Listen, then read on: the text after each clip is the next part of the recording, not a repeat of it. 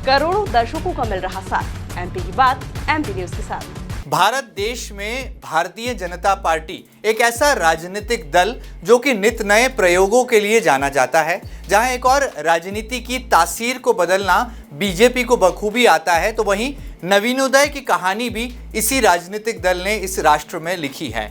ठीक समझे आप, हम बात कर रहे हैं भारतीय जनता पार्टी के नए राष्ट्रीय अध्यक्ष नितिन नवीन की। जिस तरह से उनकी नियुक्ति हुई और लगातार देश में अंत्योदय का नारा बुलंद करने वाली पार्टी कैसे एक आम कार्यकर्ता को पार्टी के शीर्ष पद तक पहुंचा सकती है, ये कहानी भी भारतीय जनता पार्टी ने पूरे देश को लिख करके बताई। और ऐसा ही कुछ दर्पण हमें मध्य प्रदेश की आर्थिक राजधानी कहे जाने वाले शहर इंदौर में भी दिखाई दिया, जब आज से ठीक 365 दिन पहले इंदौर भारतीय जनता पार्टी के नगर अध्यक्ष के तौर पर एक अंत्योदय वाले कार्यकर्ता यानी कि एक आम कार्यकर्ता को नगर अध्यक्ष की भूमिका के रूप में जिम्मेदारी सौंपी गई। सुमित मिश्रा इस नाम ने बीते एक साल में भारतीय जनता पार्टी में नई जान फूंकने की जहां एक और कोशिशें की, तो वहीं दूसरी तरफ नवाचार के जरिए पार्टी में कई ऐसे फॉर्मूले और कई ऐसे इतिहास गढ़ दिए जो कि इस साल के बाद लगातार इसे बेमिसाल कार्यकाल के तौर पर देखा जा रहा है। कैसे इंदौर नगर अध्यक्ष बीजेपी सुमित मिश्रा अपने बीते 365 दिनों को याद करते हैं और कैसे इन खट्टे मीठे अनुभवों को वो आज एमपी न्यूज़ टीवी के माध्यम से आप तमाम दर्शकों के साथ साझा करते हैं। आइए उनसे बात करते हैं और उनके मन की बात आपके मन तक पहुंचाने की कोशिशें करते हैं। सबसे पहले सुमित जी, आपका बहुत बहुत स्वागत है और बधाई आपको कि आपने अपने कार्यकाल का एक साल पूरा कर लिया है, क्योंकि मध्य प्रदेश में मोहन सरकार जिस गति और जिस रफ्तार के साथ चल रही है, उसी कदम ताल के साथ आपने भारतीय जनता पार्टी को भी नवाचार की एक ताल के साथ जोड़ा है। कैसे अपने बीते इस एक साल को देखते हैं? क्या खट्टे मीठे अनुभव इस पूरे अध्यक्षीय कार्यकाल में आपके रहे? मैं भारतीय जनता पार्टी परिवार का सबसे छोटा सदस्य हूँ और सबसे छोटे सदस्य पर भारतीय जनता पार्टी ने ये जवाबदारी सौंपी थी जी। और मैंने अपने सभी पदाधिकारियों को साथ में लेकर और भारतीय जनता पार्टी के कार्यकर्ताओं की अथक परिश्रम और कड़ी मेहनत से जितने भी कार्यक्रम भारतीय जनता पार्टी के प्रादेशिक और राष्ट्रीय नेतृत्व ने हमें दिए, हमने उन्हें पूरी ताकत लगाकर सफल करने का प्रयास किया है। और इसके लिए मैं सभी भारतीय जनता पार्टी के देव दुर्लभ कार्यकर्ताओं के प्रति आभार व्यक्त करता हूँ। अगर हम देखते हैं कि जब आपकी नियुक्ति हुई तो एक तरह से बीजेपी में और ख़ास तौर पर कार्यकर्ताओं में खुशी की लहर दौड़ी कि हमारे बीच का कार्यकर्ता, हमारे बीच का एक ऐसा चुनाव संचालक जो कि लगातार माइक के साथ मंच की शोभा बढ़ाता था, चुनाव में लड़ाई लड़ता था, क्रांति करता था, अब वो अध्यक्ष बना है। तो एक अलग तरह का माहौल पार्टी कार्यालय और दफ्तर पर दिखाई दिया। कैसे आप कामयाब रहे इन बीते 365 दिनों में कार्यकर्ताओं का दिल जीतने में भी? वरिष्ठों का सम्मान और सभी कार्यकर्ताओं का स्वाभिमान, ये किसी भी हालत में जाया नहीं जाना चाहिए। उनके साथ किसी भी प्रकार की मेरे द्वारा व्यक्तिगत तौर पर इसमें कोई त्रुटि नहीं होना चाहिए। भारतीय जनता पार्टी का एक एक कार्यकर्ता बड़ा स्वाभिमानी होता है और भाजपा की ताकत भाजपा के कार्यकर्ता हैं। मैं खुद भी एक भारतीय जनता पार्टी का परिवार का सबसे छोटा कार्यकर्ता हूँ, इसलिए प्रयास करता हूँ कि परिवार के जितने भी सदस्य हैं वे मेरे कार्य से किसी भी प्रकार से नाराज़ ना हों, और यदि कोई नाराज़ हो भी जाता है तो परिवार में राजी नाराज़ी चलती है, किंतु उसे मनाकर हम वापस परिवार की एकता का परिचय देते हैं। इसलिए भारतीय जनता पार्टी एक परिवार है और इस परिवार का मैं सबसे छोटा सदस्य होने के नाते सब लोगों को साथ में लेकर भारतीय जनता पार्टी की रीति नीति विचार और पार्टी के कार्यों को नीचे तक ले जाने का जितना भरसक प्रयास हो सकता है उतना प्रयास करता हूँ। हम देखते हैं कि जब लगातार चौथा स्तंभ आपके कार्यकाल का आकलन करता है, विश्लेषण करता है, तो वो पाता है कि बीजेपी का एक आम कार्यकर्ता जो कल तक मीडिया पैनलिस्ट की भूमिका में था, प्रदेश प्रवक्ता की भूमिका में था, या सीधे कहीं तो शब्दों के बाण चला रहा था, वो अचानक से बीजेपी के नए प्रदेश अध्यक्ष हेमंत खंडेलवाल की उंगली पकड़ता है और सीएम डॉक्टर मोहन यादव का हाथ थामता है और पार्टी को नई गति देता है। क्या इन बातों में सच्चाई है? भारतीय जनता पार्टी में जितने भी कार्यक्रम आते हैं वे सब ऊपर से तय होते हैं और कोई भी कार्यक्रम हम बिगैर कार्यकर्ताओं की ताकत के सफल नहीं कर सकते हैं। जहाँ तक हमारे यशस्वी प्रदेश अध्यक्ष हेमंत खंडेलवाल जी और मध्य प्रदेश के लोकप्रिय संवेदनशील मुख्यमंत्री मोहन यादव जी का विषय है, वे लगातार, वे स्वयं भी एक कार्यकर्ता रहे हैं। हेमंत भैया स्वयं जिला अध्यक्ष रहे, वर्षों तक पार्टी के कोषाध्यक्ष रहे, सांसद रहे, विधायक रहे, तो वे लगातार कार्यकर्ताओं के बीच में ही रहने वाले प्रदेश अध्यक्ष हैं। ऐसे ही मोहन यादव जी भी नीचे से युवा मोर्चा के कार्यकर्ता से विधायक, पर्यटन विकास निगम और सब जगह काम करते करते मुख्यमंत्री तक पहुँचे हैं। तो मुझे लगता है कि किसी भी नगर अध्यक्ष के लिए इससे अच्छा, या किसी भी जिले के अध्यक्ष के लिए इससे अच्छा कोई विषय नहीं हो सकता है कि प्रदेश अध्यक्ष और माननीय मुख्यमंत्री जी और हमारे संगठन महामंत्री जी सहित पार्टी के सभी वरिष्ठ हमारे छोटे परिवार का जो सदस्य रहता है उसको पीछे से प्यार से डांट के कैसे भी करके वो कोई गलती ना करे, इसलिए भारतीय जनता पार्टी के कार्यों का वो संचालन ठीक से अपने ज़िले में करे। इसके लिए वे मार्गदर्शन भी करते हैं और समय आने पर यदि फटकार लगानी पड़ती है तो फटकार भी लगाते हैं। यही भाजपा है और यही भाजपा का संगठन है। अच्छा सुमित जी, अध्यक्ष बनने के बाद आपको लगा कि जिस कुर्सी पर आपको पार्टी ने बैठाया है और एक ऐसा दल जो कि दुनिया का सबसे बड़ा राजनीतिक दल होने का दावा करता है, कितना कांटों भरा ताज ये आपको महसूस होता है? जब कुर्सी पर बैठ गए तो लगा कि चुनौतियों का तो बहुत पहाड़ है सामने। देखिए, भारतीय जनता पार्टी में संगठन काम करता है और भारतीय जनता पार्टी में अध्यक्ष केवल एक दायित्व होता है और बाकी पूरी पार्टी उसके पीछे खड़ी होती है। आज मैं अध्यक्ष हूँ, कल और होगा, किंतु पार्टी की कार्य पद्धति, पार्टी का विचार, पार्टी की नीति रीति वही है। इसलिए अध्यक्ष का चेहरा बदल सकता है किंतु भारतीय जनता पार्टी के विचार, भारतीय जनता पार्टी की कार्य पद्धति नहीं बदलती है। इसलिए भारतीय जनता पार्टी का अध्यक्ष का, मैं तो सबसे परिवार का बता रहा हूँ ना, सबसे छोटा सदस्य था, इसलिए मेरे को तो सारे बड़ों का साथ मिला है और इसलिए मेरे को सबसे बड़ा फ़ायदा ये मिला कि मैं भारतीय जनता पार्टी का एक आम कार्यकर्ता था। आम कार्यकर्ता से बढ़ते बढ़ते मैं यहाँ तक आया हूँ, इसलिए मुझे पार्टी के हर दौर में हर स्तर पर काम करने का अनुभव है। इसलिए मैं अपने हर दौर और हर स्तर के कार्यकर्ताओं के साथ उनकी मना स्थिति भी समझ सकता हूँ और उसी अनुसार मैं उनके साथ व्यवहार करता हुआ भारतीय जनता पार्टी को आगे बढ़ाने का जितना मेरे से छोटा सा प्रयास हो सकता है उतना प्रयास पूरा करता हूँ। आपने कहा कि मैं छोटा सा प्रयास करता हूँ और पार्टी का बहुत छोटा कार्य करता हूँ, लेकिन जब आप अध्यक्ष बने, आपकी टीम का ऐलान हुआ तो टीम में आपने बहुत अच्छा तालमेल बैठाया। बावजूद उसके कुछ कार्यकर्ताओं का एक धड़ा था जो नाराज़ हो गया, हालांकि उनको मनाने में भी आप कामयाब रहे। तो जब ऐसी चुनौतियां आती हैं, ऐसी विपरीत परिस्थितियां आती हैं, तो इन प्रतिकूलताओं में कैसे आप अनुकूलता की राह भारतीय जनता पार्टी के अध्यक्ष के तौर पर निकाल पाते हैं?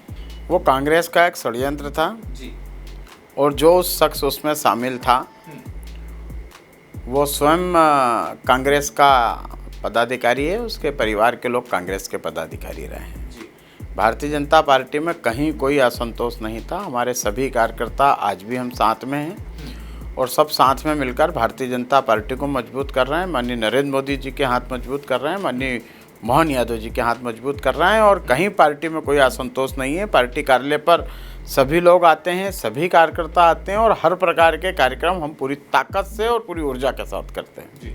अच्छा, कुछ ऐसा सियासी गलियारों में चर्चाएं हैं कि जब से सुमित मिश्रा इंदौर बीजेपी के अध्यक्ष बने हैं, उन्होंने भाजपा कार्यालय को भंडारा स्थान बना दिया है। कोई कार्यकर्ता आता है, कोई नेता आता है तो कभी उसके सामने नाश्ते की प्लेट परोस दी जाती है, छाछ जो कि बीजेपी कार्यालय की मशहूर है वो उसे परोस दी जाती है, चाय का सिलसिला ऐसा कहा जाता है कि रुकता ही नहीं, देर रात तक चलता रहता है, नेताओं की, कार्यकर्ताओं की रौनक लगी रहती है। तो ये भाजपा में भंडारा फॉर्मूला क्या लगाया है सुमित मिश्रा ने? भारतीय जनता पार्टी के कार्यकर्ता और इंदौर शहर तेजी से बड़ा चारों ओर बढ़ रहा है। मुझे लगता है कार्यालय शहर के मध्य में है। कोई कार्यकर्ता 15 से 20 किलोमीटर तक भी चलकर पार्टी कार्यालय आते हैं। तो गर्मी में आते हैं तो स्वाभाविक है उनके लिए शीतल के रूप में छाछ पिलाते हैं, लस्सी पिलाते हैं। ठंड में आते हैं तो चाय पिलाते हैं। यदि ज़रूरत पड़ती है और उन्हें लगता है कि भोजन करना है तो व्यवस्था है। भारतीय जनता पार्टी का कार्यालय भी एक हमारे परिवार का जैसा घर है और मैंने कहा ना कि भाजपा एक परिवार है, तो कार्यालय पर हर कार्यकर्ता का उतना ही अधिकार होता है जितना एक बड़े से बड़े नेता का। तो इसलिए कार्यकर्ताओं के लिए कार्यालय है और कार्यालय कार्यकर्ताओं से है। इसलिए कार्यकर्ता किसी भी हालत में अगर कार्यालय आते हैं तो उनका मान सम्मान, उनका स्वाभिमान के साथ उनके साथ व्यवहार होना चाहिए। और इसीलिए भारतीय जनता पार्टी का जितने भी कार्यकर्ता हैं वे ही पार्टी चलाते हैं और पार्टी भी उन्हीं से चलती है।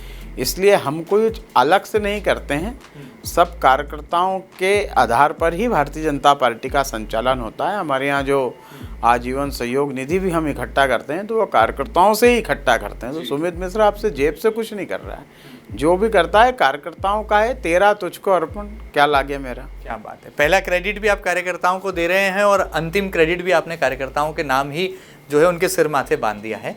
आगे बढ़ते हैं। हमने देखा कि इंदौर वो राजनीति की तासीर वाला शहर है जहां पर एक ज़माने में कहा जाता था कि ये तो ताई और भाई के फैसले से चलता है।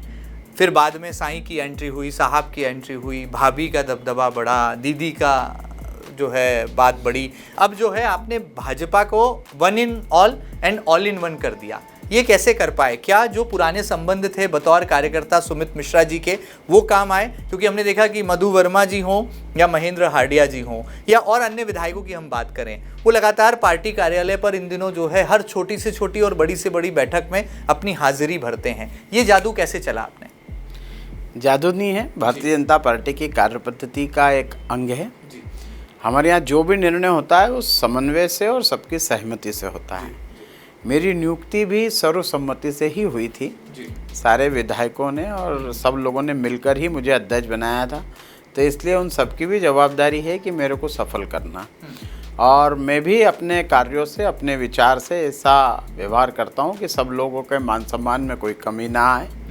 सभी विधायक जो भी हैं मेरी पूरी मदद करते हैं और भारतीय जनता पार्टी में किसी प्रकार की कोई गुटबाजी नहीं है। ताई भाई जैसा कोई किस्सा नहीं है, आप मानते हैं? पहले भी नहीं था, आज भी नहीं है, कल भी नहीं रहेगा। भारतीय जनता पार्टी एक परिवार है और परिवार में कई बार हम लोग राजी नाराजी चलती है, किंतु वो गुटबाजी नहीं होती है, वो कोई मतभेद नहीं होता है। हमारे आपस के एक बड़ा परिवार रहता है तो कई बार भाभी के विचार अलग रहते हैं कि भैया के अलग रहते हैं। तो इसका मतलब ये नहीं होता है कि परिवार में कहीं कोई काट छाँट है। और मैं तो बड़ा खुशकिस्मत कार्यकर्ता हूँ कि मेरे ऊपर तो भारतीय जनता पार्टी के सभी विधायक, सांसद, महापौर, हमारे प्रदेश के पदाधिकारी, वरिष्ठ सब लोगों के मान सम्मान में सबके साथ लेकर, सब पूरी ऊर्जा के साथ, पूरे दोनों हाथ भर भर के भारतीय जनता पार्टी के छोटे से कार्यकर्ता को अध्यक्ष के रूप में आशीर्वाद दे रहे हैं। हमने तो ये सुना है कि जो विधायक या जो बड़ा नेता आपसे थोड़ा खफा होता है, आप सुबह उसके घर पहुंच जाते हैं और वो जो मान मनोबल है या वो जो नाराज़गी है उसको तत्काल खत्म कर देते हैं। क्या ऐसा कुछ फॉर्मूला नगर अध्यक्ष जी ने बनाया हुआ है? देखिए, भारतीय जनता पार्टी में मैंने कहा ना कि मैं तो परिवार का सबसे छोटा सदस्य हूँ।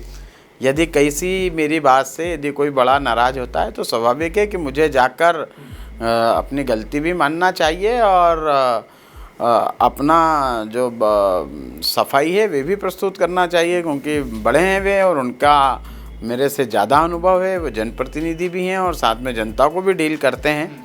और भारतीय जनता पार्टी के अध्यक्ष का ये काम होता है कि वे सभी को साथ में लेकर कार्यकर्ता भाव में काम करें। तो मैं तो परिवार का सबसे छोटा सदस्य हूँ, इसलिए बड़ों की डांट भी सुनता हूँ, बड़ों का प्यार भी हासिल करता हूँ और बड़ों का दुलार भी मिलता है मुझे। तो मैं तो छोटा हूँ, मुझे जहाँ से जो अच्छा मिलेगा उसे वहाँ लेने चला जाता हूँ और जो जैसा प्रसाद बड़े देते हैं वे ग्रहण करके संगठन को मजबूत करने में पूरी ताकत लगा के। नितिन नवीन जी भी यही कहते हैं कि बहुत छोटा सा कार्यकर्ता था और पार्टी ने उठाकर मुझे राष्ट्रीय अध्यक्ष बना दिया, पूरा नेतृत्व तो पार्टी ने उनके कंधों पर दे दिया। भारतीय जनता पार्टी में संभव है, यहाँ पर एक साधारण सा व्यक्ति प्रधानमंत्री बन सकता है, मुख्यमंत्री बन सकता है, भाजपा का राष्ट्रीय अध्यक्ष बन सकता है और कई बड़े पदों पर पहुँच सकता है। हमारे यहाँ राजनीति करने के लिए कोई विशेष सरनेम की ज़रूरत नहीं होती है। हमारे यहाँ केवल विचारधारा के प्रति प्रतिबद्धता और संगठन का काम इधर हम ईमानदारी से कर रहे हैं। भारतीय जनता पार्टी की नीति रीति को आगे बढ़ा रहे हैं। हमारी सब और से हम पूरी ताकत के साथ पार्टी पर अपना सर्व कुछ निछावर करते हुए काम कर रहे हैं। तो ये भारतीय जनता पार्टी आपके कार्य का मूल्यांकन जरूर करती है। आपने देखा होगा कई अननोन चेहरे, नए नए नाम भारतीय जनता पार्टी में सामने आते हैं, वो नए नहीं होते हैं, वे वर्षों वर्ष से विचारधारा के लिए काम कर रहे होते हैं। और विचारधारा के प्रति प्रतिबद्धता भारतीय जनता पार्टी के कार्यकर्ताओं की मूल पूंजी है। और यही कार्यकर्ता जो भारतीय जनता पार्टी के ताकत हैं, जो दो दुर्लभ कार्यकर्ता हैं जिन्हें पार्टी से कभी कुछ नहीं चाहिए। ऐसे अनेक कार्यकर्ता हैं, अनेक विधानसभाओं में मैं व्यक्तिगत तौर पर जानता हूँ। तुलसी भैया के चुनाव के उपचुनाव की बात बताना चाहता हूँ मैं। सांवेर में हमारा एक कार्यकर्ता है, वो पानी बतासे का ठेला लगाता है, भारतीय जनता पार्टी का कार्यकर्ता है। और जब चुनाव आते हैं तो वो 10 दिन उसके पानी पतासे का ठेला बंद कर देता है। वो पूरी ताकत से भारतीय जनता पार्टी का काम करता है। और 11वें दिन फिर वो ना हमारे पास आता है, ना पार्टी के किसी कार्यक्रम में जाता है, और 11वें दिन से वापस उसका ठेला लगा लेता है।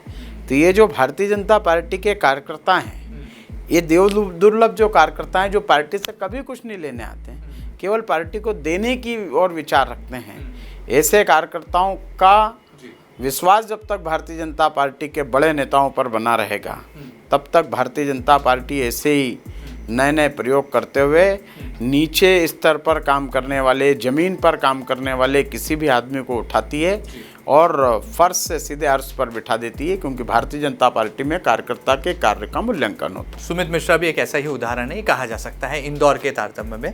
आगे बढ़ते हैं, ऐसी सच्चाई इन बातों में कितनी है, थोड़ा इस पर से भी मुझे लगता है धुंध हट जाना चाहिए, क्योंकि लोग कह रहे हैं कि जब से आप बीजेपी के अध्यक्ष बने हैं, आप रमेश मेंदोला जी जो कि विधायक हैं, बीजेपी के दादा दयालु हैं, उनके हनुमान हैं, और एमएलए गोलू शुक्ला के लिए आप अंगद का पैर हैं।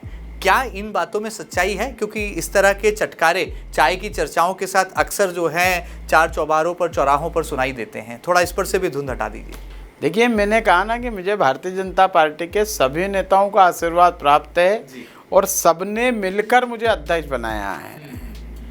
और जहाँ तक मेरे ऊपर नेताओं के आशीर्वाद की बात है, तो आप देखेंगे 1 नंबर में माननीय कैलाश विजयवर्गीय जी भी पार्टी के सभी कार्यक्रमों में आते हैं और उनका पूरा आशीर्वाद भारतीय जनता पार्टी के कार्यकर्ताओं के साथ साथ मुझ पर भी है। 2 नंबर में रमेश जी भी पूरी ताकत के साथ हमारी मदद करते हैं। 3 नंबर में गोलू भैया मदद करते हैं। 4 नंबर में माननीय लक्ष्मण सिंह गौड़ भाभी जी का भी पूरा आशीर्वाद मेरे ऊपर है। 5 नंबर में महेंद्र हडिया जी हैं, वे मेरे मामा जी हैं, वे भी लगातार मेरे ऊपर आशीर्वाद रखते हैं।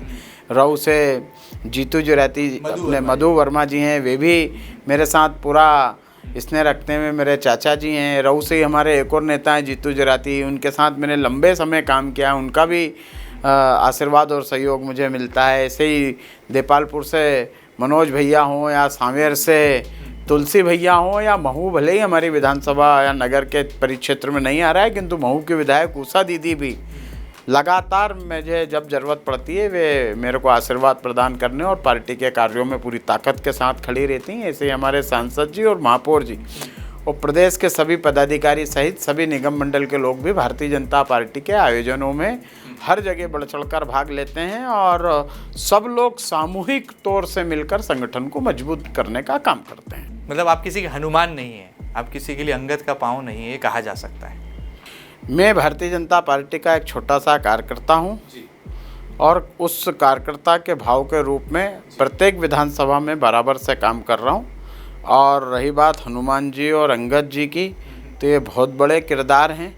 इनके पैर के नाखून के रूप में भी यदि मैं भारतीय जनता पार्टी का काम करने में सफल रहा और कांग्रेस की पूरी लंका को यदि जलाने में मैं सफल रहा, तो मुझे लगता है कि भारतीय जनता पार्टी के वरिष्ठों का जो आशीर्वाद मुझ पर है और जो कार्यकर्ताओं का विश्वास मुझ पर है, मैं उसके आधार पर पूरी भारतीय जनता पार्टी को और ताकत प्रदान करने की पूरी ऊर्जा के साथ काम करूँगा। चलिए आगे बढ़ते हैं। अध्यक्ष जी, आपके कार्यकाल में हमने बहुत सारे इंद्रधनुष के रंग देखे और एक रंग हमें वो नज़र आया जब आपने पूरा दफ्तर, ऐसा लगा कि जैसे हम अमृतसर में आ गए या हम चंडीगढ़ या पंजाब के किसी प्रांत में बैठे हैं, जब बीजेपी कार्यालय के चारों तरफ कनात लगी है, हाईटेक टेंट लगा है, मंच सजा है, संगत बैठी है और आमतौर पर जो गुरुद्वारा में जो नज़ारा होता है, ऐसा नज़ारा हमने देखा। और ये नवाचार यहीं नहीं रुका, बल्कि आपने तमाम नेताओं को जो है सिख पगड़ी, जो कि सम्मान और स्वाभिमान का प्रतीक है, वो पहनाकर एक बड़ा संदेश देने का प्रयास किया। ये आइडिया कैसे आया, इसे कैसे कर पाए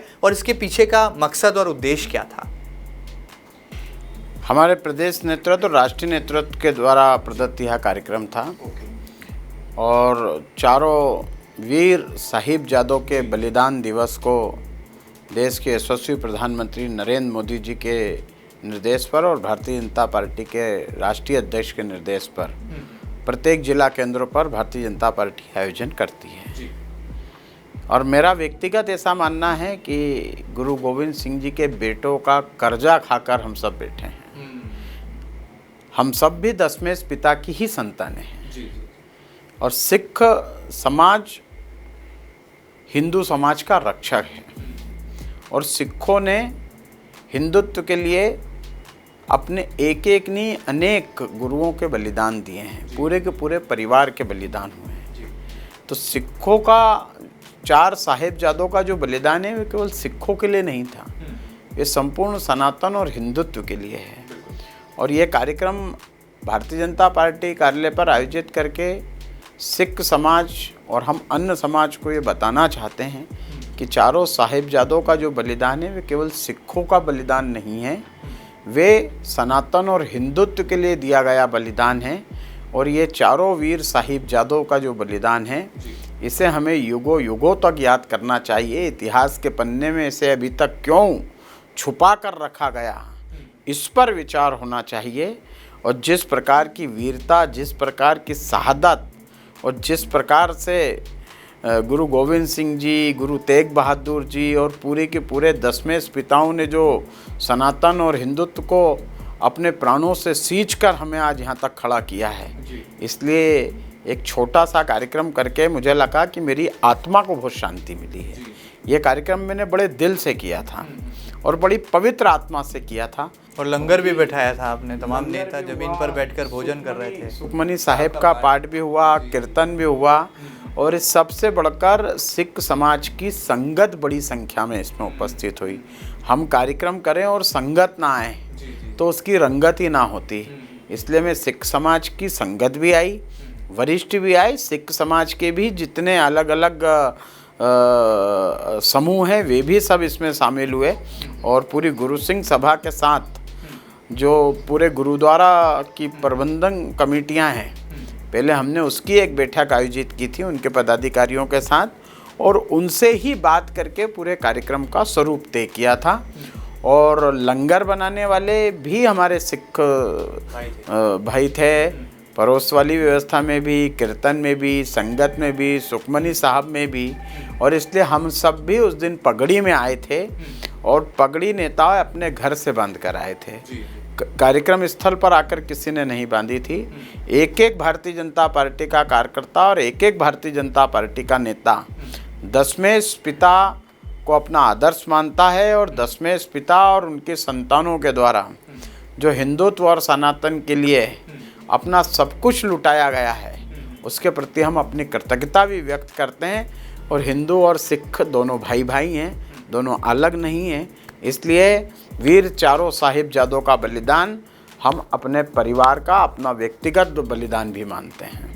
तो चलिए, इस तरह के नवाचार आप आगे भी करते रहेंगे, ऐसी उम्मीदें लग रहा है कि आगे कार्यकाल में और हमें नजर आएंगी। निश्चित तौर पर भारत माता के लिए शहीद होने वाले शख्स हों, सनातन हों या इस माटी पर अपना सर्वस्व न्यौछावर करने वाले जितने भी बलिदानी हैं, हम उन सब के प्रति कृतज्ञता व्यक्त करते हैं।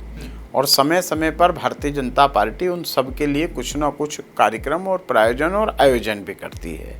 आप देखेंगे कि हर वर्ग, हर समाज के अंदर जो हमारे अलग अलग क्रांतिकारी और बलिदानी हुए हैं उन सब पर भारतीय जनता पार्टी कोई ना कोई एक छोटा सा कार्यक्रम जरूर करती है। बिल्कुल। तो चलिए, ये तो हुई नवाचार की बात, लेकिन जब सड़क पर आने की बारी आती है तो भी बीजेपी की आपकी सेना जो है हमें नजर आती है। मैं थोड़ा पिछले दिनों की बात करूंगा, जब इंदौर आते हैं कांग्रेस पार्टी के नेता और लोकसभा के नेता प्रतिपक्ष राहुल गांधी, उनका काफिला रोकने के लिए पूरी की पूरी भाजपा सड़क पर जम जाती है और माजरा होता है फूल सिंह बरैया के एक विवादित बयान का। आपको नहीं लगता है कि ये जो लड़ाई आपने सड़क पर आकर लड़ी, इसको विचारों की लड़ाई थी, इसको सदन तक ले जाना था, आप सड़क पर आ गए और राहुल गांधी का काफिला रोकने के लिए पूरी ताकत पूरी भाजपा ने आपके नेतृत्व में झोंक दी? देखिए, भारतीय जनता पार्टी हर गलत बात का विरोध सड़क से लेकर संसद तक करती आई है और हमें तो लंबा अनुभव है विरोध करने का। हम विरोध कर कर के ही सरकार में आए हैं और इसीलिए जनता के हित की लड़ाई और जनता के हित के निर्णय दोनों भारतीय जनता पार्टी करती है। किंतु जब देश की आधी आबादी मतलब महिलाओं के मान सम्मान का विषय आता है तो कांग्रेस सदैव दोयम व्यवहार का हमारा परिचय देती है। फूल सिंह बरैया ने जिस प्रकार से महिलाओं पर गलत बयानबाजी की और उसके समर्थन में जिस प्रकार से राहुल गांधी हों, दिग्विजय सिंह हो, कमलनाथ हो या स्वयं जीतू पटवारी हों, जिस प्रकार से उनके समर्थन में खड़े हुए, और कांग्रेस के सभी नेता महिलाओं को लेके इनकी मानसिकता समय समय पर प्रकट होती आई है। आप देखिए जीतू पटवारी जी मध्य प्रदेश की महिलाओं को शराबी कहते हैं। आप देखेंगे कि दिग्विजय सिंह जी महिलाओं को लेके अच्छे विचार प्रस्तुत नहीं करते हैं। कमलनाथ जी हमारी पूर्व मंत्री को लेकर एक सभा में अनर्गल बयान दे चुके हैं। तो ये कांग्रेस की राक्षसी मानसिकता है महिलाओं के प्रति, और कांग्रेस को अपनी इस मानसिकता को छोड़ना पड़ेगा। कांग्रेस की एक और हमारी राष्ट्रीय नेता हैं प्रियंका गांधी, जो ज़ोर ज़ोर से चिल्ला रही हैं कि लड़की हूँ, लड़ सकती हूँ। वे फूल सिंह बरैया के बयान पे चुप क्यों रहीं? मुझे बड़ा आश्चर्य लगा। उमंग सिंगार पर अनेक आपराधिक मुकदमे दर्ज हैं, महिलाओं के द्वारा प्रताड़ित और अपमानित करने के भी हैं। उनको लेकर कांग्रेस क्यों अपना स्पष्ट निर्देश नहीं देती? वे एक जांच का विषय है। तो कांग्रेस यदि महिलाओं का अपमान करेगी, महिलाओं के सम्मान के साथ किसी भी प्रकार से कोई गलत बयानबाजी करेगी, तो उसके लिए भारतीय जनता पार्टी इनका विरोध करने के लिए, इनका मुंह काला करने के लिए, इनका रास्ता रोकने के लिए और इन्हें जेल की सीखचों तक भेजने के लिए अपनी पूरी ताकत के साथ सड़क पर उतरेगी। चलिए, एक बहुत बड़ी चुनौती ये कहा जाए कि ऐसा पहलू था जिसे लेकर पूरी आपकी पार्टी ने दिन रात मेहनत की, स्पेशल इंटेंसिव रिवीजन SIR।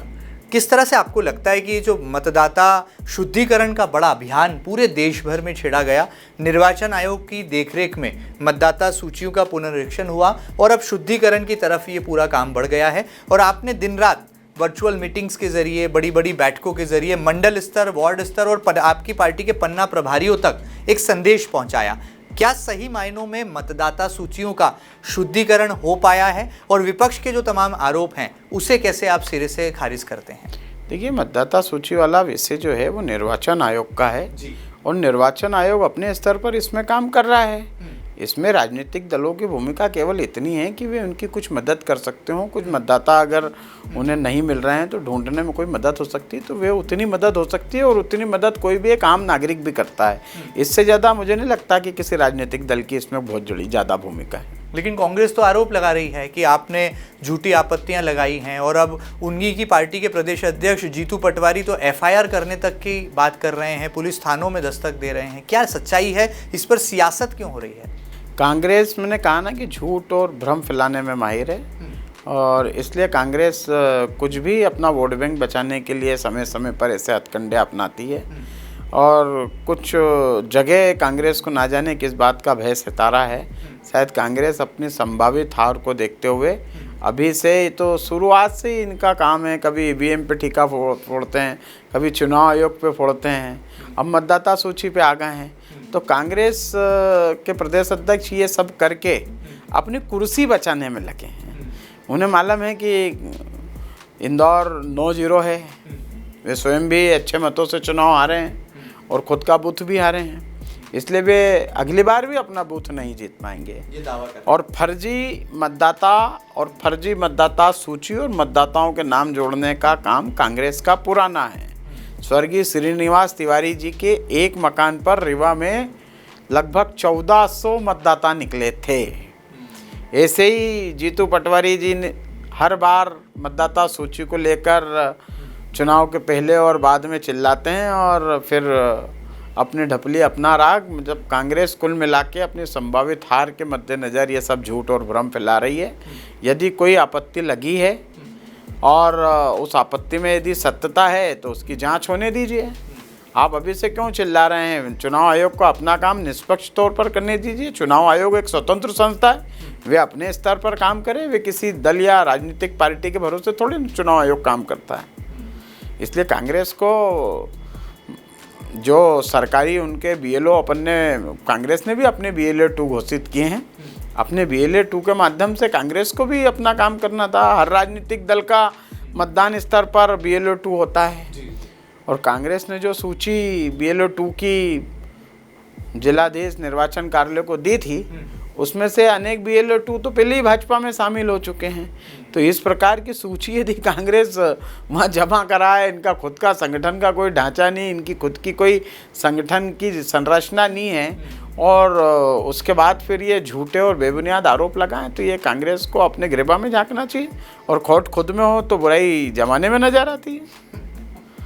चलिए आगे बढ़ते हैं। वैसे तो सुमित मिश्रा जी, आपकी और मीडिया की और ख़ासतौर पर ये कैमरे की जो दूरी है ये बहुत ज़्यादा नहीं रही, क्योंकि आप लगातार प्रवक्ता के नाते, मीडिया पैनलिस्ट के नाते इस कैमरों का सामना करते आए हैं। लेकिन जब से आप अध्यक्ष बने हैं, एक बदला बदला अंदाज सुमित मिश्रा का नज़र आता है, और कुछ मामलों में दीर्घ गंभीर भी आप हमें नज़र आते हैं। इन आरोपों में कितनी सच्चाई है कि अध्यक्ष बनने के बाद बार बार गुस्सा भी हो जाते हैं बीजेपी के नगर अध्यक्ष सुमित मिश्रा? क्या जिम्मेदारियों का भार है, या फिर जो पुराना आपका अंदाजे बयां प्रवक्ता के तौर पर था उसे थोड़ा पीछे रखना पड़ता है? क्या मूल वजह है? ये में गुस्सा तो मुझे आता ही नहीं है, और संगठन के अध्यक्ष को गुस्सा आ जाए ऐसा तो संभव ही नहीं है। और मैंने कहा ना कि भारतीय जनता पार्टी का जो देव दुर्लभ कार्यकर्ता है, भारतीय जनता पार्टी का जो ईमानदार कार्यकर्ता है, वे यदि जिस दिन कह देंगे मेरे को आगे कि अध्यक्ष जी आप गुस्सा कर रहे हैं या आपका व्यवहार ठीक नहीं है, या पार्टी के वरिष्ठ मुझे बुलाकर इस बात पर डांटेंगे, या मेरी हम उम्र भारतीय जनता पार्टी के जो पदाधिकारी और कार्यकर्ता हैं, यदि वे मुझे आकर ऐसा सीधा कहेंगे या मेरे किसी साथी को कहेंगे, तो निश्चित तौर पर मैं अपने कार्य पद्धति में और अपने व्यवहार में सुधार लाऊंगा। और भाजपा का कार्यकर्ता ही तय करेगा कि नगर अध्यक्ष का व्यवहार कैसा है और भारतीय जनता पार्टी का अध्यक्ष कैसे काम कर रहा है। यदि मेरा व्यवहार ठीक है तो सब मेरी मदद करेंगे, भारतीय जनता पार्टी को पूरी ताकत से आगे बढ़ाएंगे। और यदि फिर भले ही मैं लस्सी पिलाऊं या छाछ या खाना खिलाऊं, यदि मेरा व्यवहार ठीक नहीं है तो संभवतः वो कार्यालय भी नहीं आएंगे। इसलिए आपके शब्दों में कार्यालय पर भीड़ है, कार्यालय पर हर प्रकार की सुविधाएं हैं, कार्यकर्ताओं का मान सम्मान है। इसलिए मुझे नहीं लगता कि मेरे व्यवहार से किसी कार्यकर्ता को कोई क्षति या किसी प्रकार का कोई उनकी बुरा लगा। और यदि उसके बाद भी जाने अनजाने किसी को बुरा लगा है तो मैं दोनों हाथ जोड़कर मेरे एक एक देवदुर्लभ कार्यकर्ता से माफ़ी मांगता हूं। और हम सब भाजपा के कार्यकर्ता हैं और पूरे मनोभाव से हम सब भाजपा का काम करेंगे। बिल्कुल। सुमित जी आगे बढ़ते हैं। राजनीति वैसे तो महत्वाकांक्षा का क्षेत्र है, और हर नेता या कार्यकर्ता के मन में, दिल में एक तमन्ना होती है कि आगे बढ़ना है, कुछ करना है, कुछ पद तक पहुँचना है। क्या सुमित मिश्रा बतौर बीजेपी नगर अध्यक्ष आने वाले समय में मिशन 2028 में किसी विधानसभा सीट में अपनी संभावनाएं देखते हैं? और क्या विधायक होने की प्रैक्टिस आपने बीजेपी नगर अध्यक्ष बनने के बाद से शुरू कर दी है? मैंने कहा ना महेंद्र भैया कि मैं भारतीय जनता पार्टी परिवार का सबसे छोटा सदस्य हूँ। तो छोटा सदस्य क्या काम करेगा ये परिवार के बड़े ही तय करते हैं। इसलिए मेरे को तो जो भी आदेश पार्टी देगी मैं उस पार्टी के उस काम को पूरी ताकत से अंतिम लक्ष्य तक ले जाकर पूरे जान से उसको सफल करने का प्रयास करूं। पर एक महत्वाकांक्षा तो होती है, और बीजेपी में ये परंपरा भी रही है कि जो नगर अध्यक्ष बना है वो बाद में जाकर कुछ सालों बाद विधायक भी हुआ है। परिवार का जो सबसे छोटा सदस्य होता है उसका निर्णय सब बड़े ही मिलकर करते आए हैं, और मैं तो भारतीय जनता पार्टी का सबसे छोटा कार्यकर्ता हूँ। इसलिए भारतीय जनता पार्टी एक परिवार है और पूरा भारत भारतीय जनता पार्टी का परिवार है। इसलिए मैं तो सबसे छोटा कार्यकर्ता हूँ। जो वरिष्ठों का आदेश होगा उसे मानेंगे, जो वो कहेंगे वो काम करेंगे। अच्छा, अगर आपको मौका मिले अपने कार्यकाल को नंबर देने का, तो रिपोर्ट कार्ड अब बन रहा है, बीजेपी देख रही है कि उनके नगर अध्यक्ष, जिला अध्यक्ष कैसा काम कर रहे हैं, आपकी टीम भी बहुत मजबूत है, युवा भी हैं, अनुभवी भी हैं, एक तालमेल है। क्या आपको लगता है रिपोर्ट कार्ड में कितने नंबर आएंगे 1 साल बाद? ये प्रश्न आप भारतीय जनता पार्टी के बूथ अध्यक्ष, मंडल अध्यक्ष और वार्ड अध्यक्ष से यदि पूछेंगे तो मेरा कार्यकाल उनका भी कार्यकाल।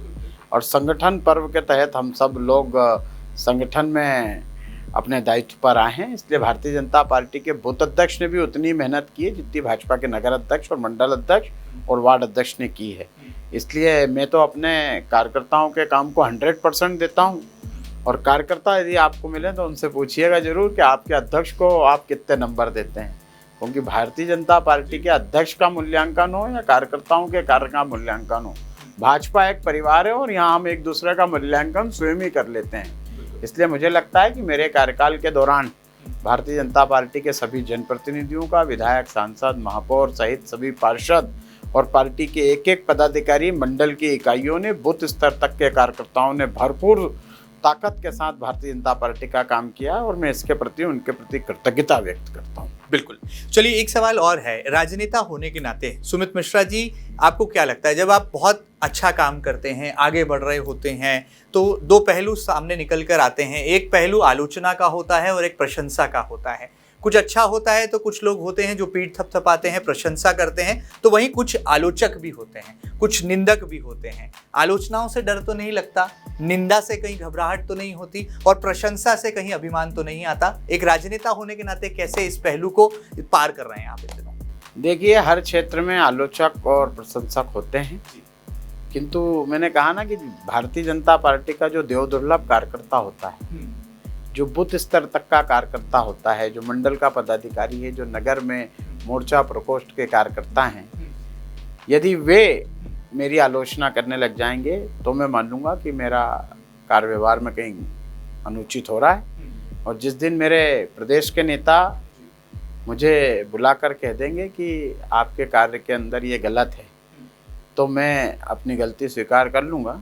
किंतु अभी 1 साल के कार्यकाल में मुझे ऐसा कोई अनुभव आया नहीं, और पूरी भारतीय जनता पार्टी के वरिष्ठों ने भी मुझे समय समय पर दिशा निर्देश दिए, और एक आध जगह कहीं छोटी मोटी गलती हुई होगी तो उसे बुलाकर, जिससे परिवार के छोटे बच्चे की गलती सुधारी जाती है, वैसे ही मेरी गलती को भी सुधार करते हुए उससे ताकत के साथ और अच्छे से कैसे किया जा सकता है अच्छे काम को आगे बढ़ाने के लिए, वे दिशा निर्देश भी पार्टी देती है। और भारतीय जनता पार्टी एक परिवार है और यहाँ पर कार्यकर्ता को हर समय सीखने के लिए है। हम किसी भी दायित्व पर चले जाएं, भारतीय जनता पार्टी में सीखने के लिए और हमारे विचार के प्रति जो प्रतिबद्धता है, उसके लिए एक ऐसी हम लोगों के अटूट संबंध है कि हम इस विचार के लिए ही काम कर रहे हैं। कोई पद की लालसा या पद का मोह हमको ना कभी रहा। मैंने तो कभी सोचा भी नहीं था कि भारतीय जनता पार्टी के अध्यक्ष के रूप में मुझे इंदौर में काम करना पड़ेगा। मैं तो अखबार बांटता था, पंचर की दुकान काम करता था, डिबेट बोलते बोलते इंदौर भारतीय जनता पार्टी के कार्यकर्ता के रूप में इस अध्यक्ष पद तक आया हूँ। तो भारतीय जनता पार्टी कल कहेगी कि आपको झाड़ू लगाना है, तो मैं तो झाड़ू भी लगाऊंगा, क्योंकि भारतीय जनता पार्टी में ही कार्यकर्ता का सम्मान होता है और यहीं पर एक कार्यकर्ता प्रधानमंत्री और मुख्यमंत्री बनता है। इसलिए आलोचकों की चिंता नहीं करना। भारतीय जनता पार्टी का कार्यकर्ता जिस दिन मेरी आलोचना कर लेगा, उस दिन मैं अपनी आलोचना स्वीकार कर सकता हूं। और भारतीय जनता पार्टी का कार्यकर्ता यदि मेरी कार्य पद्धति से संतुष्ट है तो मैं इसे अपनी सफलता मानता हूं, और यदि कार्यकर्ता मेरे से असंतुष्ट हो जाए और मेरी आलोचना करने लगे तो मैं इसको अपनी आलोचना मानता हूं। और बाकी तो कबीरदास जी कह ही गए हैं कि निंदक नियरे राखिए, आंगन कुटी छबा। चलिए आगे बढ़ते हैं। आपने प्रधानमंत्री जी का जिक्र किया। हमने देखा पिछले दिनों प्रधानमंत्री नरेंद्र मोदी जी ने कहा, जब राष्ट्रीय अध्यक्ष के तौर पर नितिन नबीन जी की ताजपोशी हुई, कि मैं बीजेपी का एक छोटा कार्यकर्ता हूं और नितिन नबीन मेरे बॉस हैं। तो उनके इस संबोधन के बाद ये माना गया कि बीजेपी का हर अध्यक्ष बीजेपी का बॉस है। क्या इंदौर में भी ऐसी स्थिति है कि तमाम विधायक या बड़े राजनेता सुमित मिश्रा को बीजेपी अध्यक्ष के तौर पर अपना बॉस मानते हैं? भारतीय जनता पार्टी एक संगठन आधारित दल है और यहाँ पर संगठन का जो मुखिया होता है, निश्चित तौर पर वे सभी के बीच में सामंजस्य और सेतु के रूप में काम करते हुए पूरी पार्टी को गति प्रदान करने के लिए पूरे संगठन और सरकार के बीच में एक कड़ी की भूमिका में रहता है। और जनता और सरकार के बीच में भी संगठन एक कड़ी होता है। तो भारतीय जनता पार्टी के जो कार्यकर्ता हैं, हमारा काम है कि हमारे विचारों पर आधारित हमारी जो योजनाएं हैं उन्हें जन जन तक पहुंचाना और भारतीय जनता पार्टी की नीति रीति और विचार से आम जनताओं को अवगत कराते हुए भारतीय जनता पार्टी के माध्यम से इस देश को पुनः विश्व गुरु और सोने की चिड़िया बनाना है। हमें भारत को विश्व का 1 नंबर राष्ट्र बनाना है, हमें भारत को आर्थिक महाशक्ति बनाना है, हमें विश्व गुरु बनाना है। और इसलिए भारतीय जनता पार्टी का एक एक कार्यकर्ता राष्ट्रवाद की भावना से ओतप्रोत होकर भारतीय जनता पार्टी का काम करता है।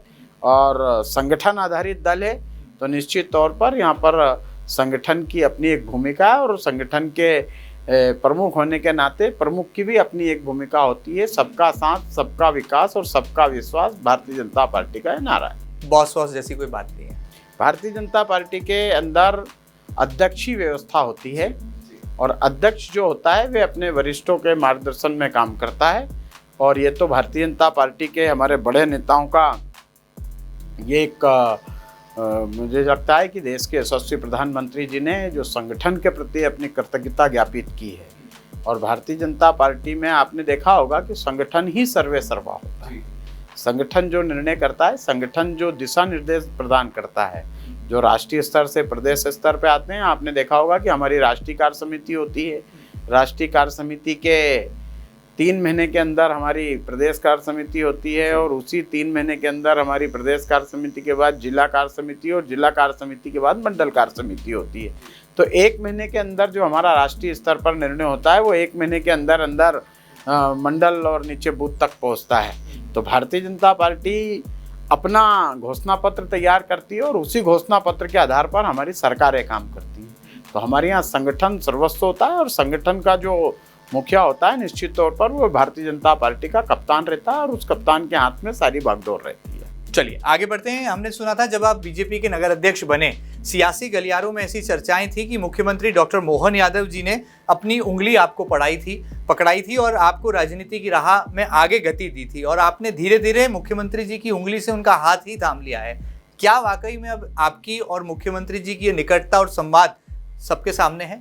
मुख्यमंत्री जी भारतीय जनता पार्टी के एक एक कार्यकर्ता से प्रेम करते हैं और मुख्यमंत्री जी की अपनी एक कार्यशैली है और वे जनता के अंदर इसीलिए लगातार लोकप्रियता उनकी बढ़ते जा रही है और वे त्वरित निर्णय लेने वाले मुख्यमंत्री हैं। और भारतीय जनता पार्टी उनके नेतृत्व में अगली बार पूरे मध्य प्रदेश के अंदर ऐतिहासिक मतों से और ऐतिहासिक सीटों के साथ हम मध्य प्रदेश में पुनः सरकार बनाएंगे और मध्य प्रदेश के यशस्वी मुख्यमंत्री भारतीय जनता पार्टी के एक एक कार्यकर्ता को अपना छोटा भाई और अपनी छोटी बहन के रूप में मानते हुए पूरी मध्य प्रदेश की जनता को अपने परिवार के रूप में मानते हैं। चूँकि मुख्यमंत्री जी का स्नेह मुझे हमेशा मिलता रहा है और ऐसे ही स्नेह वे अन्य कार्यकर्ताओं को भी देते हैं। इसके लिए मैं माननीय मुख्यमंत्री जी के प्रति कृतज्ञता ज्ञापित करता हूँ। चलिए आगे बढ़ते हैं। जाते जाते आखिर में ज्यादा समय नहीं लेंगे, लेकिन विपक्षी दल कांग्रेस कितनी बड़ी चुनौती है आपके सामने? और इंदौर कांग्रेस के अध्यक्ष हैं चिंटू चौकसे, जो कि नगर निगम में नेता प्रतिपक्ष भी हैं, लगातार जनता से सरोकार रखने वाले मुद्दे उठाते हैं और आरोपों की बरसात करते हैं। क्या कोई चुनौती है कांग्रेस पार्टी बीजेपी के लिए, खासतौर पर आपके लिए? कांग्रेस पार्टी वर्तमान में कहीं भी किसी प्रकार की कोई चुनौती नहीं है। हाँ, चिंटू चौकसे के सामने कांग्रेस के ही नेता चुनौती खड़ी कर रहे हैं, जो उनसे कभी कहते हैं कि नेता प्रतिपक्ष का पद छोड़ दो या कभी कहते हैं कांग्रेस का पद छोड़ दो। तो कांग्रेस हमारे लिए चुनौती नहीं है, किंतु कांग्रेस आपस में ही एक दूसरे के लिए चुनौती है और चुन चुन के वो एक दूसरों के साथ उचित व्यवहार करते हैं। इसलिए इसी कांग्रेस की ज़्यादा चिंता करने की जरूरत नहीं है। चलिए आखिर में जाते जाते सुमित मिश्रा जी, बतौर बीजेपी नगर अध्यक्ष क्या संदेश आप देना चाहेंगे और जनता की लड़ाई कितनी आपने लड़ी और आने वाले कल में कितनी लड़ने वाले हैं, ये बात कैसे मजबूती के साथ रखेंगे? और क्या लगता है कि बीजेपी के अध्यक्ष के तौर पर इसी तरह के नवाचार या और कोई नए सियासी प्रयोग भी आप अपने कार्यकाल में करने वाले हैं? भारतीय जनता पार्टी अपने कार्य पद्धति के माध्यम से जनता जनार्दन में एक विश्वास अर्जित करती है और हमारे जनप्रतिनिधि हों या हमारा कार्यकर्ता हो, हमारे यहाँ सब लोग एक निश्चित मापदंड के अनुसार जनता की सेवा करते हैं और समाज के सबसे अंतिम पंक्ति के अंतिम व्यक्ति की मदद करना भारतीय जनता पार्टी का काम है और हमारी सारी योजनाएं भी उसे अनुरूप काम करती हैं और हमारा विचार भी अंत्योदय की बात करता है। इसलिए हम समग्र विकास, सामाजिक समरसता को साथ में लेते हुए पूरा देश तेजी से विकास के पथ पर गतिमान हो, इस बात की हम सब चिंता करते हैं।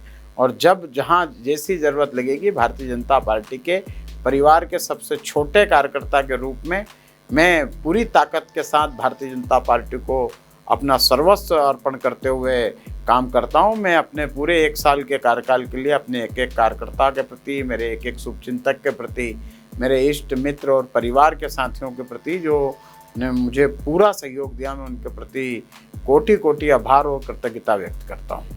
चलिए, हमने ये तो सुना था कि जब भी कोई नेता सक्रिय राजनीति में जुड़ता है तो उसकी जिंदगी बदल जाती है। वो जिंदगी ही बदलती नहीं बल्कि व्यक्तित्व भी बदल जाता है और एक राजनीतिक परिपक्वता आ जाती है। कुछ ऐसी ही राजनीतिक परिपक्वता इन दिनों हम सुमित मिश्रा जी में देख रहे हैं और बीजेपी के अध्यक्ष बनने के बाद वो कितने दीर्घ और गंभीर हुए हैं, इसका आकलन भी अब आप खुद कर रहे होंगे। बहरहाल ये कहा जा सकता है कि बीजेपी के अध्यक्ष के तौर पर वो एक हरफन मौला अंदाज में अपनी राजनीतिक पारी खेल रहे हैं। कितने रन उन्होंने बनाए हैं और स्कोर क्या हुआ है, इसका फैसला तो जनता जनार्दन और पार्टी के नेतृत्व को करना है। लेकिन इतना जरूर कहा जा सकता है कि दूरदृष्टि और पक्का इरादा रखने वाले सुमित मिश्रा जरूर आने वाले कल में इंदौर जैसे बड़े सियासी हलचल भरे केंद्र में एक नए नेतृत्व को नए नवाचार से जोड़ पाएंगे और सही मायनों में जनता से सरोकार रखने वाली सियासत क्या है उस परिभाषा को भी गढ़ पाएंगे। एमपी न्यूज टीवी पर यह खास बातचीत आपको कैसी लगी हमें जरूर बताइएगा और ताजा तरीन खबरों के लिए लगातार बने रहिएगा आपके अपने news channel MP news TV के साथ। फिलहाल इतना ही, नमस्कार। करोड़ों दर्शकों का मिल रहा साथ, एमपी की बात एमपी न्यूज के साथ।